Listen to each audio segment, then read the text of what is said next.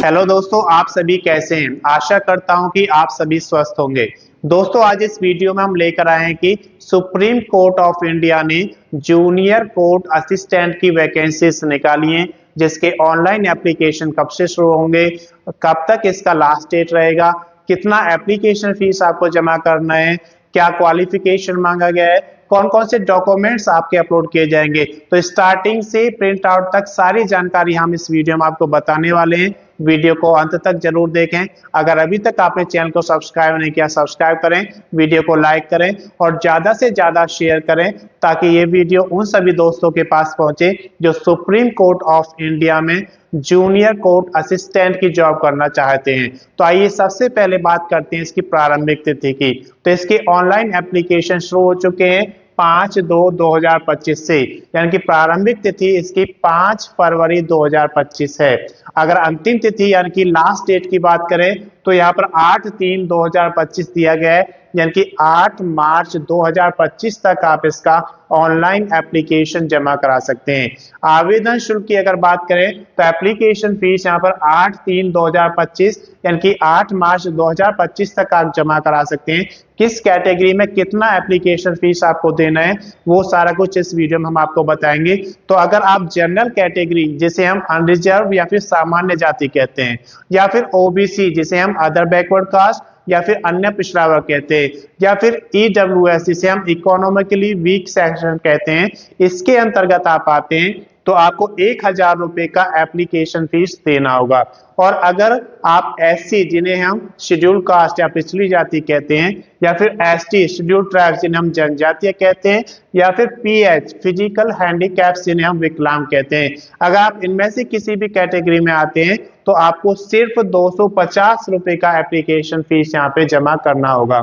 ये application fees आप कैसे जमा करा सकते हैं? अगर आप डेबिट कार्ड यूज करते हैं तो डेबिट कार्ड के थ्रू आप इसका ऑनलाइन एप्लीकेशन फीस जमा कर सकते हैं। अगर आप क्रेडिट कार्ड यूज करते हैं तो क्रेडिट कार्ड के थ्रू इसका ऑनलाइन एप्लीकेशन फीस जमा करा सकते हैं, या फिर आप नेट बैंकिंग के थ्रू भी इसका ऑनलाइन एप्लीकेशन फीस जमा करा सकते हैं। अब बात करते हैं हम इसमें आयु की। तो आयु जो इसमें मांगी गई है 8/3/2025 को कैलकुलेट की जाएगी, यानी कि 8 मार्च 2025 को आपकी आयु 18 वर्ष से 30 वर्ष तक होनी चाहिए, यानी कि कम से कम 18 वर्ष और ज्यादा से ज्यादा 30 वर्ष होनी चाहिए। अगर आप रिजर्व कैटेगरी में आते हैं तो आपको आयु में छूट दी जाएगी। कितनी छूट दी जाएगी तो आप यहाँ पर देख सकते हैं, supreme court of India SCI का जो नोटिफिकेशन निकाला गया है जूनियर कोर्ट असिस्टेंट जेसीए के लिए, उसके नियम के अनुसार आपको आयु में छूट दी जाएगी। इसके बाद हम बात करते हैं कुल पदों की। तो यहाँ पे कुल पदों की संख्या दी गई है 241, जो जूनियर कोर्ट असिस्टेंट के पद दिए गए हैं। योग्यता की बात करें तो स्नातक पास यहाँ पे मांगा गया है। अगर आपने किसी भी रिकॉग्नाइज्ड यूनिवर्सिटी से किसी भी स्ट्रीम में स्नातक पास किया हुआ है, बैचलर डिग्री लिया हुआ है, तो आप इसके लिए एलिजिबल हैं, आप इसका फॉर्म फिल कर सकते हैं। लेकिन उसके साथ साथ यहाँ पर आपसे टाइपिंग मांगा गया है। टाइपिंग इंग्लिश में मांगा गया है 35 वर्ड पर मिनट, यानी कि 35 वर्ड्स पर मिनट आपकी स्पीड होनी चाहिए टाइपिंग की इंग्लिश में।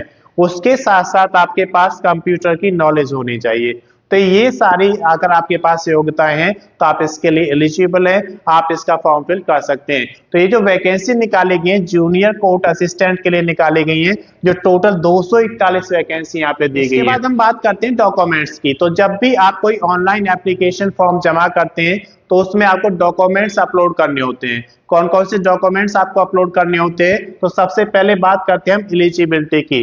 तो एलिजिबिलिटी में कौन से डॉक्यूमेंट्स आते हैं? जैसे आपके क्वालिफिकेशन के डॉक्यूमेंट्स। तो यहाँ पर आपसे मांगा गया है कि योग्यता आपकी स्नातक है, यानी कि आपके पास स्नातक यानी कि बैचलर डिग्री की स्कैन कॉपी होनी चाहिए आपके पास डॉक्यूमेंट्स की, वो आपको रखने हैं। उसके अलावा आपके पास एक डोमिसाइल सर्टिफिकेट की स्कैन कॉपी होनी चाहिए। आप किस स्टेट में रहते हैं उसका डोमिसाइल सर्टिफिकेट आपके पास स्कैन कॉपी में होना चाहिए।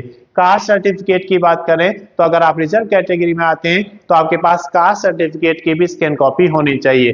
तो ये सारे डॉक्यूमेंट्स आपके पास एलिजिबिलिटी क्राइटेरिया में आते हैं। और अगर आप फिजिकल हैंडीकैप से हैं तो उसका भी सर्टिफिकेट स्कैन कॉपी में आपके पास होना चाहिए। अब बात करते हैं यहाँ पर आईडी प्रूफ की। तो इसके अलावा आपके पास एक वैलिड आईडी प्रूफ होना चाहिए, एक वैलिड एड्रेस प्रूफ होना चाहिए, ये भी आपको स्कैन कॉपी में अपने पास रखने हैं। उसके बाद बात करते हैं यहाँ पर फोटो की, तो आपके पास A4 साइज फोटोग्राफ होना चाहिए जिसकी स्कैन कॉपी आपको अपने पास रखना है। आप एक पेज पर सिग्नेचर करेंगे, उसकी भी स्कैन कॉपी आपको अपने पास रखना है। तो ये सारे डॉक्यूमेंट्स आपके पास रेडी होने चाहिए जब आप इसका ऑनलाइन एप्लीकेशन भरना शुरू करते हैं, क्योंकि ये सारे डॉक्यूमेंट्स आपको अपलोड करने होंगे। अब बात करते हैं यहाँ पर बेसिक डिटेल्स की। तो जब आप ऑनलाइन एप्लीकेशन फॉर्म भरना शुरू करते हैं तो उसमें कुछ बेसिक डिटेल्स आपको देनी होती है, जैसे कि आपका name, father's name, date of birth, आपका परमानेंट एड्रेस, और अगर मेलिंग एड्रेस अलग है तो वो भी आपको उसमें फिल करना होता है। आपको अपनी क्वालिफिकेशन उसमें फिल करनी होती है। जब ये सारी चीजें आप फिल कर देते हैं उसके बाद आप उसमें डॉक्यूमेंट्स अपलोड करेंगे, और जब डॉक्यूमेंट्स अपलोड हो जाएंगे तो उसके बाद आपको फोटो और सिग्नेचर अपलोड करने होते हैं।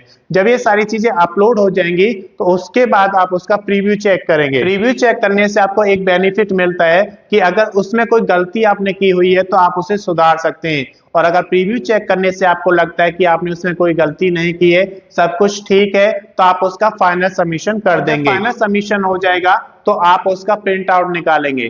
प्रिंट आउट निकालने से आपको एक बेनिफिट मिलता है कि आपके पास एक रिकॉर्ड रहेगा उसका, कि जैसे जैसे आप उस भर्ती में आगे बढ़ेंगे तो आपके पास सारा रिकॉर्ड रहता है कि उसमें आपको कौन से डॉक्यूमेंट्स रेडी रखने हैं, तो ये जानकारी आपके पास रहती है।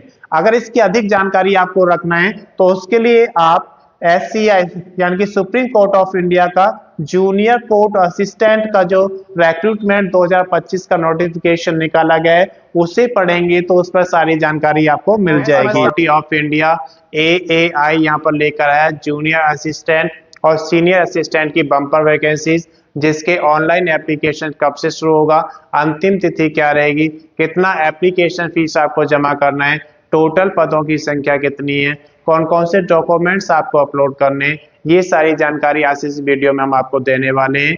अगर अभी तक आपने चैनल को सब्सक्राइब नहीं किया, सब्सक्राइब करें, वीडियो को लाइक करें और ज़्यादा से ज़्यादा शेयर करें ताकि ये वीडियो उन सभी दोस्तों के पास पहुंचे जो एयरपोर्ट अथॉरिटी ऑफ इंडिया में जॉब करना चाहते हैं। तो आइए सबसे पहले हम बात करते हैं इसकी प्रारंभिक तिथि की। इसके ऑनलाइन एप्लीकेशन शुरू हो चुके हैं 4/2/2025 से, यानी कि 4 फरवरी 2025 से ऑनलाइन एप्लीकेशन फॉर्म शुरू हो चुके हैं। इसके अंतिम तिथि की अगर बात करें तो 5/3/2025 दिया गया है, यानी कि 5 मार्च 2025 तक आप इसका ऑनलाइन एप्लीकेशन जमा करा सकते हैं। आवेदन शुल्क की अगर बात करें तो 5/3/2025 तक आप जमा करा सकते हैं। किस कैटेगरी में कितना आवेदन शुल्क आपको देना है आप यहाँ पर देख सकते हैं। अगर आप जनरल कैटेगरी, जिन्हें हम अनरिजर्व या सामान्य जाति कहते हैं, या फिर OBC अदर बैकवर्ड कास्ट, या फिर अन्य पिछड़ा वर्ग कहते हैं, या फिर आप EWS इकोनॉमिकली वीकर सेक्शन के अंतर्गत आते हैं, तो आपको 1000 रुपए का एप्लीकेशन फीस देना होगा। अगर आप SC, जिन्हें हम शेड्यूल कास्ट, या ST शेड्यूल ट्राइब, जिन्हें हम जनजातीय कहते हैं, या फिर आप किसी भी कैटेगरी की महिला कैंडिडेट हैं, तो आपको कोई भी आवेदन शुल्क नहीं देना है। आप ये आवेदन शुल्क डेबिट कार्ड से जमा करा सकते हैं या फिर क्रेडिट कार्ड से जमा करा सकते हैं। अगर आप नेट बैंकिंग यूज करते हैं तो उसके थ्रू भी इसका ऑनलाइन एप्लीकेशन फीस जमा करा सकते हैं, या फिर आप चालान बनवा कर भी इसका एप्लीकेशन फीस जमा करा सकते हैं। इसके बाद हम बात करते हैं आयु की। तो आयु 5/3/2025 को चेक की जाएगी। उस समय आपकी आयु 18 वर्ष से 30 वर्ष तक होनी चाहिए, यानी कि कम से कम 18 वर्ष और ज्यादा से ज्यादा 30 वर्ष होनी चाहिए। रिजर्व कैटेगरी में आते हैं तो आपको AAI के जूनियर असिस्टेंट और सीनियर असिस्टेंट नियम के अनुसार छूट दी जाएगी। इसके बाद हम बात करते हैं कुल पदों की संख्या। तो यहाँ पे कुल पदों की संख्या दी गई है 224, जिसमें जूनियर असिस्टेंट की बात करें तो 152 पद हैं।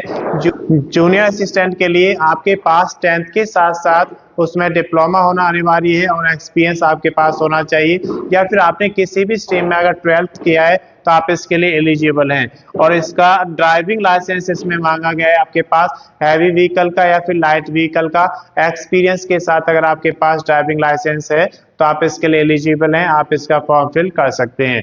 हाइट की बात करें तो इसमें ऊंचाई मांगा गया है मेल कैंडिडेट के लिए 167 सेंटीमीटर और फीमेल के लिए 157 सेंटीमीटर ऊंचाई होना चाहिए। अब बात करते हैं सीनियर असिस्टेंट की। तो सीनियर असिस्टेंट में यहाँ पर 4 वैकेंसी दिखाई गई है, जिसके लिए मास्टर डिग्री होना अनिवार्य है हिंदी सब्जेक्ट में या फिर इंग्लिश सब्जेक्ट में। इसके बाद हम बात करते हैं सीनियर असिस्टेंट अकाउंट्स की, जिसमें 21 वैकेंसी निकाली गई है। उसके लिए आपके पास बीकॉम होना अनिवार्य है और उसके साथ साथ कंप्यूटर लिटरेसी होना चाहिए, यानी कि कंप्यूटर का ज्ञान आपको होना चाहिए। इसके बाद सीनियर असिस्टेंट इलेक्ट्रॉनिक्स में निकाले हैं 47 पद, जिसमें आपके पास डिप्लोमा होना चाहिए इलेक्ट्रॉनिक्स या टेलीकम्युनिकेशन या फिर रेडियो इंजीनियरिंग। अगर इनमें से कोई भी डिप्लोमा आपके पास है तो आप इसके लिए एलिजिबल हैं, आप इसका फॉर्म फिल कर सकते हैं। अब बात करते हैं डॉक्यूमेंट्स की। तो जब भी आप कोई ऑनलाइन एप्लीकेशन फॉर्म जमा करते हैं तो उसमें आपको कुछ डॉक्यूमेंट्स अपलोड करने होते हैं, जैसे कि आपके एलिजिबिलिटी के डॉक्यूमेंट्स। एलिजिबिलिटी में कौन से आते हैं? आपके क्वालिफिकेशन के डॉक्यूमेंट्स आते हैं, आप किस स्टेट में रहते हैं उसका डोमिसाइल सर्टिफिकेट आपके पास होना चाहिए, और अगर आप रिजर्व कैटेगरी में आते हैं तो उसका कास्ट सर्टिफिकेट आपके पास होना चाहिए। ये सारे डॉक्यूमेंट्स आपके पास स्कैन कॉपी में होने चाहिए।